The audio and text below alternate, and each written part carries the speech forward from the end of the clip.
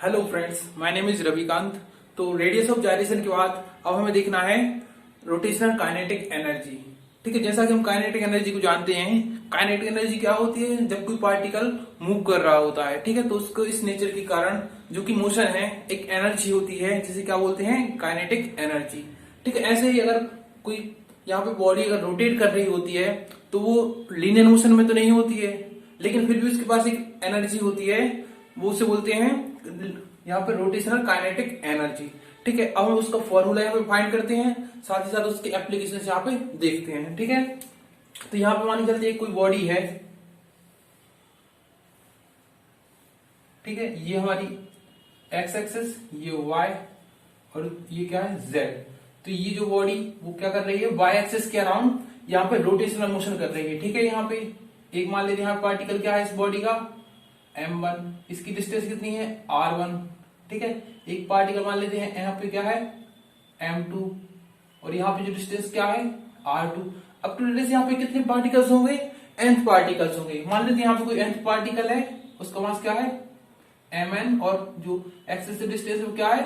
rn है। ठीक है, तो देखो यहाँ पे क्या होगा, जो पार्टिकल यहाँ पे यहाँ पे जो बॉडी रोटेट कर रही है, इसमें क्या है? बहुत सारे पार्टिकल्स हैं। तो जो पार्टिकल्स हैं उनके पास क्या होंगी? वेलोसिटीज होंगी। ठीक है, अब कोई पार्टिकल जैसे सर्कुलर मोशन करता है, रोटेशनल मोशन करता है, तो उसके बाद दो वेलोसिटीज होती हैं। एक तो होती है एंगुलर वेलोसिटी और दूसरी क्या होती है? Linear velocities.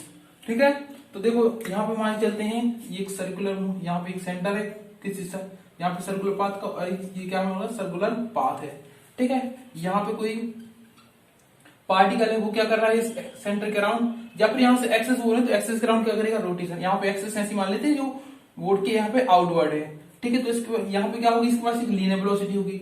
लीनियर वेलोसिटी की हम जानते हैं डायरेक्शन क्या होती है? सर्कुलर पाथ के टेंजेंशियल इसकी डायरेक्शन होती है। ठीक है, इसको यहाँ पे मैच कर देते, ये इसकी क्या है? रेडियस है। ठीक है, इसका मास मान लेते हैं m है। ठीक है, अब ये क्या करेगा? यहाँ पे जब यहाँ पे जो सर्कुलर पाथ में मूव करेगा तो ये अपने सेंटर पे क्या करेगा? एक एंगल को सबटेंड करेगा किसी टाइम में, टी टाइम मान जाती है, इसने क्या किया? थीटा एंगल को सबटेंड किया। ठीक है, अब पार्टिकल कहाँ पे पहुंच गया है? यहाँ पे पहुंच गया है। ठीक है, तो देखो यहाँ पे जो पार्टिकल्स होंगे इनके लिए क्या क्या सेम होगा और क्या क्या सेम नहीं होगा। ठीक है, मासेस क्या है सब पार्टिकल्स के? अलग अलग है। m1, m2, m3, ये कहाँ तक है? mn तक है। डिस्टेंस देखो सेंटर से क्या है इनकी डिस्टेंसेस? r1, r2, r3, ठीक है, rn तक ये डिस्टेंसेस हैं। ठीक है, जब ये मान चलते हैं कोई पार्ट यहाँ पे बॉडी है तो डिस्टेंस अलग अलग क्यों? क्योंकि एक पार्टिकल यहाँ पे होगा, कोई पार्टिकल यहाँ पे होगा, कोई पार्टिकल यहाँ पे होगा, इसलिए इनकी डिस्टेंसेस क्या है? अलग अलग हैं। अब देखते हैं यहाँ पे लीनियर वेलोसिटी। ठीक है, लीनियर वेलोसिटी क्या होता है? v। तो देखो सबके लिए v क्या सेम होगा या फिर अलग अलग होगा? ठीक है, देखो यहाँ पे तो v भी क्या होगा? सबके लिए यहाँ पे अलग अलग होगा। क्यों क्यों? देखो यहाँ पे जो पार्टिकल रहेगा वो क्या करेगा? यहाँ पे जो सर्कुलर पाथ में ज्यादा स्पीड से मूव करेगा। ठीक है, जो यहाँ का पार्टिकल रहेगा उसकी स्पीड क्या रहेगी? थोड़ी कम रहेगी। तो जो लीनियर वेलोसिटीज होंगी पार्टिकल्स की वो क्या होंगी? डिफरेंट होंगी। ठीक है, यहाँ पे एक क्वेश्चन भी आ सकता है कि आप बोल सकते हैं यहाँ पे जो सेम सर्कुलर पाथ में जो पार्टिकल्स हैं, मान लीजिए जो पार्टिकल यहाँ पे है, एक पार्टिकल यहाँ पे है, ठीक है, तो जो पार्टिकल्स यहाँ पे जो सेम सर्कुलर पाथ में है उनके लिए तो भी सेम होना चाहिए लीनियर वेलोसिटीज। ठीक है, लेकिन यहाँ पे सेम नहीं होती। क्यों नहीं होती है? देखो उनके लिए सेम क्या होगा? सिर्फ v का मैग्नीट्यूड सेम होगा। ठीक है, अगर कोई पार्टिकल यहाँ पे है तो उसके लिए यहाँ पे वेलोसिटी की डायरेक्शन क्या होगी? इस टाइप से टेंजेंशियल होगी, तो उसके लिए डायरेक्शन चेंज होने से उसकी जो वेक्टर वेलोसिटी है वो क्या हो जाएगी? चेंज हो जाएगी। लेकिन इनके पास क्या होगी? लीनियर वेलोसिटी सेम होगी। ठीक है, सॉरी यहाँ पे एंगुलर वेलोसिटी सेम होगी। ठीक है, बट यहाँ जो पार्टिकल्स हैं तो यहाँ के लिए क्या हो सकता है? इस पार्टिकल कंपेयर में लीनियर वेलोसिटी यहाँ पे क्या है? डिफरेंट है। ठीक है, इसके लिए ज्यादा है, इसके लिए कम है, लेकिन यहाँ पे क्या हो सकता है? कभी कभी इनकी डायरेक्शन भी सेम हो सकती है। ठीक है, इस सेम डायरेक्शन में ये अपेयर हो सकती है। ठीक है, बट इनके लिए क्या है हमारी? अब देखो यहाँ पे एंगुलर वेलोसिटी देख लेते हैं, तो क्या है? एक पार्टिकल यहाँ पे है और एक पार्टिकल यहाँ पे, मान लेते हैं इसका मास क्या है? m डैश है। ठीक है, तो देखो जब m पार्टिकल का मास t टाइम में यहां पर आ जाता है, ठीक है, तो जो m डैश पार्टिकल है यहाँ पे वो भी टी टाइम में कहां पे आ जाएगा? यहाँ पे आ जाएगा, डिफरेंट लीनियर वेलोसिटी के साथ। ठीक है, इसकी वेलोसिटी लीनियर वेलोसिटी ज्यादा है, इसकी वेलोसिटी लीनियर कम है, लेकिन फिर भी क्या है, टी टाइम में वो दोनों पार्टिकल यहाँ पर जाएंगे, क्योंकि सेम लाइन में यहाँ पे क्या है, रेडियस भी है, मान चलते ये सिचुएटेड है यहाँ पे। तो देखो यहाँ पे टी टाइम में दोनों क्या है, एक ही लाइन में फिर से आ गए, ठीक है। तो उन्होंने क्या किया, टी टाइम में थीटा एंगल ही सबटेंड किया, इसने भी थीटा एंगल सबटेंड किया और इसने भी क्या किया, थीटा एंगल सबटेंड किया।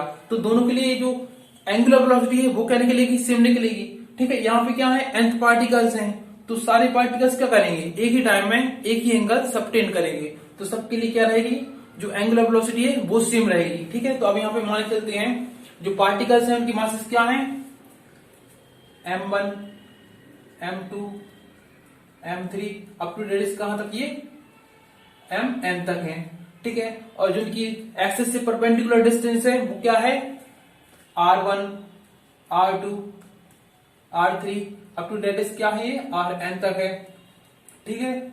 और यहाँ पे जो लीनियर वेलोसिटीज हैं, जैसा कि हमने देखा लीनियर वेलोसिटी सब पार्टिकल के लिए क्या है, अलग अलग है। तो यहाँ मान लेते हैं लीनियर वेलोसिटीज क्या है, यहाँ पे v1 v2 v3 up to radius का vn तक, ठीक है। लेकिन जो इनके लिए सेम है वो क्या है, ओमेगा, ठीक है। ये क्या है, एंगुलर वेलोसिटी, ठीक है। ये सारे पार्टिकल्स के लिए जो इस बॉडी में सिचुएटेड हैं, सब पार्टिकल्स के लिए क्या है, सेम है, ठीक है। तो अब देखो जो पार्टिकल्स यहाँ पे सर्कुलर पाथ में जो मोशन कर रहे हैं, तो इनके पास क्या होगी, लीनियर वेलोसिटी है, ठीक है। तो इनके पास क्या होगी, काइनेटिक एनर्जी भी होगी, ठीक है। हम हर पार्टिकल की काइनेटिक एनर्जी निकाल सकते हैं यहाँ पे, ठीक है। और उन सबको जब ऐड कराएंगे तो हमें क्या मिलेगी, एक काइनेटिक एनर्जी। अगर उसमें हम एक रिलेशन इसको यहाँ पे पुट कर देते हैं तो हमें रोटेशनल काइनेटिक एनर्जी भी मिल जाती है, ठीक है। वो हम देख लेते हैं कैसे। तो मान लेते जो मास m1 है जिस पार्टिकल का, उसकी काइनेटिक एनर्जी क्या है यहाँ पे, तो यहाँ पे लिख देते हैं kinetic energy of mass m1, जिसका मास m1 उसकी काइनेटिक एनर्जी क्या है, तो उसको हम लिखते हैं is equal to half, kinetic energy का फॉर्मूला क्या होता है, mv का स्क्वायर, ठीक है। यहाँ पे मास किसका है, यहाँ पे m1 है, यहाँ पे वेलोसिटी क्या है, v1 है, ठीक है। अब हमने एक रिलेशन पढ़ा है जो कि एंगुलर वेलोसिटी और लीनियर वेलोसिटी के बीच होता है, वो होता है v is equal to r omega, ठीक है। तो यहाँ पे अगर पार्टिकल की वेलोसिटी v1 है तो यहाँ पे इसकी रेडियस क्या हो जाएगी, r1, ओमेगा क्या है, कांस्टेंट है सबके लिए, ठीक है। तो यहाँ पे हम v1 की जगह पे क्या पुट कर देते हैं, ये वाली वैल्यू पुट कर देते हैं, तो ये किसके इक्वल हो जाएगा, हाफ m1। जब इसको v1 का स्क्वायर करेंगे तो यहाँ पे क्या होगा, इन दोनों का भी स्क्वायर हो जाएगा। तो यहाँ पे डायरेक्टली क्या लिख देते हैं, यहाँ पे r1 स्क्वायर ओमेगा स्क्वायर, ठीक है। ऐसे हम काइनेटिक एनर्जी किसकी निकालते हैं, m2 पार्टिकल की निकालते हैं, सॉरी जिसका मास m2 है, तो यहाँ पे लिख देते हैं kinetic energy of mass m2, इसकी काइनेटिक एनर्जी क्या निकलेगी, हाफ m2 v2 का स्क्वायर, ठीक है। तो इसके लिए हम v1 की जगह v2 पुट करेंगे तो यहाँ पे क्या हो जाएगा, v2 हो जाएगा, यहाँ पे क्या हो जाएगा r2, तो इसकी काइनेटिक एनर्जी क्या निकलेगी, half m2 r2 square omega square. ऐसे जो थर्ड पार्टिकल के लिए निकालेंगे तो काइनेटिक एनर्जी क्या निकलेगी, यहाँ पे थर्ड पार्टिकल के लिए वो क्या, हाफ m3, इसके अकॉर्डिंग हम यहाँ पे लिख लेते हैं क्या निकलेगी, m3 r3 का स्क्वायर ओमेगा स्क्वायर, ठीक है। ये वेलोसिटी यहाँ पे काइनेटिक एनर्जी क्या निकलती जाएंगी, तो हम डायरेक्टली क्या निकाल लेते हैं, हम nth पार्टिकल के लिए, जो nth पार्टिकल के काइनेटिक एनर्जी निकलेगी, यहाँ पे लिख देते हैं kinetic energy for of mass mn, ठीक है। तो इसके लिए काइनेटिक एनर्जी क्या निकलेगी, 1/2, यहाँ पे क्या हो जाएगा, 3 की जगह पे n, ठीक है, और r n का स्क्वायर ओमेगा स्क्वायर। ये हमने क्या निकाल ली, काइनेटिक एनर्जी nth पार्टिकल की, ठीक है। अगर हर पार्टिकल के पास अपनी अपनी काइनेटिक एनर्जी है और हम इन पार्टिकल्स की काइनेटिक एनर्जी को पूरी जितने भी पार्टिकल्स उनको सम कर देते हैं तो हमें क्या निकल जाएगी, निकलेगी यहाँ पे जो बॉडी है उसकी टोटल काइनेटिक एनर्जी, ठीक है। वो कौन काइनेटिक एनर्जी क्या होगी, हमारी रोटेशनल काइनेटिक एनर्जी, ठीक है। तो यहाँ पे हम क्या कर देते हैं, सारे पार्टिकल्स की काइनेटिक एनर्जी को ऐड कर देते हैं, ठीक है। तो यहाँ जो निकलेगी हमारी टोटल काइनेटिक एनर्जी, यहाँ पे लिख देते हैं टोटल काइनेटिक एनर्जी, ठीक है। तो ये किसकी इक्वल होगी हमारी, हाफ यहाँ पे m1 r1 square omega square plus half m2 r2 square omega square, up to radius कहां तक जाएंगे, half mn r n square omega square. ठीक है, अब देखो यहाँ पे हम क्या कॉमन ले सकते हैं, यहाँ पे सॉरी यहाँ पे 1/2 कॉमन रहेगा। ठीक है, यहाँ पे और यहाँ पे सब में क्या है, ओमेगा सब में कांस्टेंट है, तो यहाँ पे क्या कर रहे हैं हम ओमेगा स्क्वायर को कांस्टेंट ले लिया, तो यहाँ पे क्या बचेगा m1 r1 square plus m2 r2 square up to date से कहां तक जाएंगे mn rn का स्क्वायर। ठीक है, अब हम जानते हैं हमने जो सेंटर ऑफ मास यहाँ पे मोमेंट ऑफ इनर्शिया का फॉर्मूला पढ़ा था वो क्या था हमारा, I is equal to m1 r1 square plus m2 r2 square up to date ये कहां तक जाते mn rn का स्क्वायर। ठीक है, यहाँ पे जस्ट वो क्या फॉर्मूला दोनों क्या हो रहा है, मैच हो रहा है, मतलब ये वही का वही फॉर्मूला है। तो यहाँ पे क्या लिख सकते हैं, मोमेंट ऑफ इनर्शिया मतलब 1/2 ओमेगा स्क्वायर, इसको क्या लिख दे आई। ठीक है, तो इसको अरेंज करके लिख सकते हैं 1/2 आई ओमेगा स्क्वायर। ये क्या है हमारा फाइनल रोटेशनल काइनेटिक एनर्जी का फॉर्मूला। ठीक है, ये हमारी क्या है रोटेशनल काइनेटिक एनर्जी, मतलब कोई भी बॉडी जो किसी एक्सिस के अराउंड रोटेट कर रही होती है उसका जो kinetic energy rotational kinetic energy का फॉर्मूला है वो इस इक्वेशन के द्वारा हम बता सकते हैं। ठीक है, ये हो गई हमारी रोटेशनल काइनेटिक एनर्जी। अब इसके कुछ एप्लीकेशंस होते हैं। ठीक है, तो काइनेटिक एनर्जी क्या होती है, जब कोई भी पार्टिकल यहाँ पर रोटेट कर रहा होता है, तो इसका फर्स्ट जो एप्लीकेशन है वो है हमारा फ्लाई व्हील। ठीक है, फ्लाई व्हील का मतलब होता है, देखो जो व्हील्स होते हैं वो क्या होते हैं, नॉर्मली जो हमने डेली लाइफ में देखे होते हैं वो व्हील्स कुछ इस टाइप से होते हैं। ठीक है, यहाँ पे कुछ इस टाइप में ये क्या होता है, जो टायर का जो पार्ट होता है यहाँ पे, इसको यहाँ पे ऐसे ड्रॉ कर देते हैं। यहाँ पे इसका कुछ सेंटर मार्क करते हैं। ठीक है, तो जो व्हील्स होते हैं यहाँ पे अगर हम देखें कि उनका मास सबसे ज्यादा कहाँ पे है, तो मास क्या है यहाँ पे, जो सरकमफ्रेंस है व्हील की वहां पे ज्यादा कॉन्सेंट्रेट है। ठीक है, यहाँ पे जो मासेस है यहाँ पे क्या है, बहुत ही रेयर है, बहुत ही कम है। तो देखो हमने जो यहाँ पे मूवमेंट ऑफ इनर्शिया देखा था, जो उसका फिजिकल सिग्निफिकेंस देखा था, तो उसमें क्या था, जो मासेस जो लीनियर इनर्शिया था हमारा वो क्या सिर्फ मास पे डिपेंड करता था, उसके लिए सिर्फ साइज कुछ मैटर नहीं करते। ठीक है, लेकिन जो मूवमेंट ऑफ इनर्शिया था उसमें क्या है, पार्टिकल का सिर्फ मास डिपेंड नहीं करता, उसकी शेप भी डिपेंड करती है कि उस किस शेप में है। ठीक है, अगर पार्टिकल का मास बहुत ही कम जगह पे कॉन्सेंट्रेट है बिल्कुल, ठीक है, तो उसका मूवमेंट ऑफ इनर्शिया कम होता है। अगर उसी मास को हम क्या कर दें, बहुत यहाँ पे लार्ज एरिया में इसको डिस्ट्रीब्यूट कर दें, तो उसका मूवमेंट ऑफ इनर्शिया क्या होता है, बढ़ जाता है। ठीक है, तो इसका सारा मास कहाँ है, इसकी सरकमफ्रेंस पे कॉन्सेंट्रेट है। ठीक है, तो इसका मूवमेंट ऑफ इनर्शिया क्या होता है, ज्यादा होता है। तो इस टाइप की व्हील को हम क्या बोलते हैं, फ्लाई व्हील।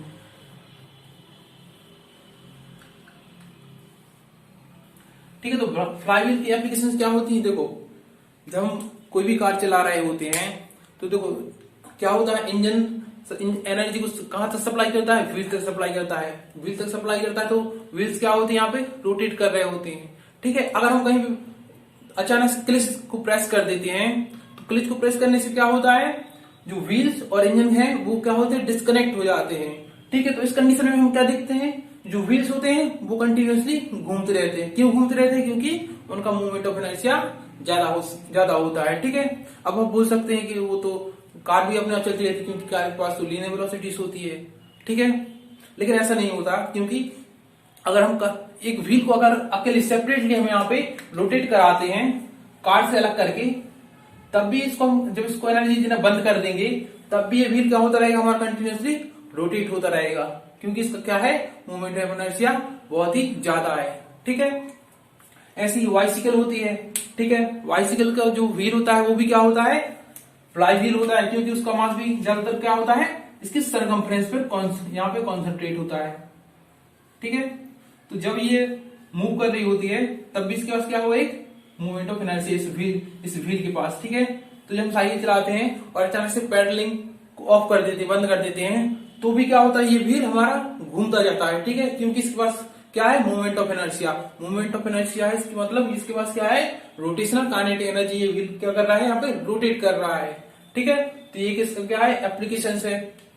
ठीक है, और आगे चलते तो जो टॉयज कार्स होती है जो कि हमने देखी है, उसके भी उसमें क्या होता है, कोई कोई कार क्या होती है जिनको हम चला के छोड़ देते तो वो भी क्या होती है, चलती रहती है, क्योंकि उसमें क्या होती है, अंदर एक व्हील लगा होता है। ठीक है, एक लोहे का छोटा सा व्हील लगा होता है, अगर वो रोटेशन में आ जाता है तो उसका क्या होता है, उसके पास मोमेंट ऑफ इनर्शिया होता है। मोमेंट ऑफ इनर्शिया में भी वो क्या कर लेता है, एनर्जी को स्टोर कर लेता है।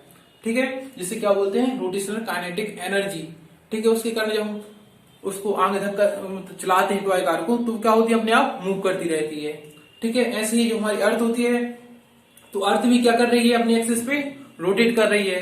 रोटेट कर रही है तो उसके पास क्या है, रोटेशनल काइनेटिक एनर्जी। इसलिए वो एक लंबे टाइम से अपनी एक्सिस पे क्या करती जा रही है, रोटेट करती जा रही है। ठीक है, उसका मोमेंट ऑफ इनर्शिया भी ज्यादा है और उसके पास क्या है, रोटेशनल काइनेटिक एनर्जी है। ठीक है, तो ये कुछ क्या थे, हमारी रोटेशनल काइनेटिक एनर्जी के एप्लीकेशंस थे।